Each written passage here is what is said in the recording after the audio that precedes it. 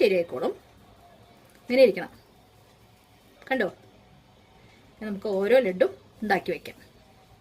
നല്ല ഈസിയാണ് ഉണ്ടാക്കാൻ. എല്ലാവരും ഒന്ന് ഉണ്ടാക്കി നോക്കണം കേട്ടോ. അതുമല്ല, കുട്ടികൾക്ക് വളരെ നല്ലതാണ്. ഓടി കളിച്ചൊക്കെ വരുമ്പോൾ ഇത് കഴിക്കുകയും ചെയ്യും. കാരണം എന്താ വെച്ചാൽ ഇതിന് നല്ല മധുരമൊക്കെ ഉണ്ടല്ലോ. അപ്പോൾ കുട്ടികൾക്ക് ഇഷ്ടമാവും. അതുകൊണ്ട് എല്ലാവരും ഒന്ന് ഉണ്ടാക്കി വെക്കണം.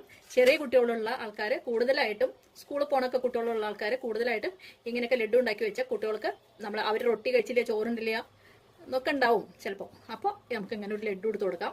അപ്പോൾ അവർ കഴിച്ചു കഴിഞ്ഞാൽ നല്ല ടേസ്റ്റ് ആയിരിക്കും. അപ്പോൾ എല്ലാവരും ഒന്ന് ഉണ്ടാക്കി നോക്കുക. അപ്പോൾ നമുക്ക് എല്ലാ ലഡ്ഡും ഇങ്ങനെ ഉരുട്ടിയെടുക്കാം.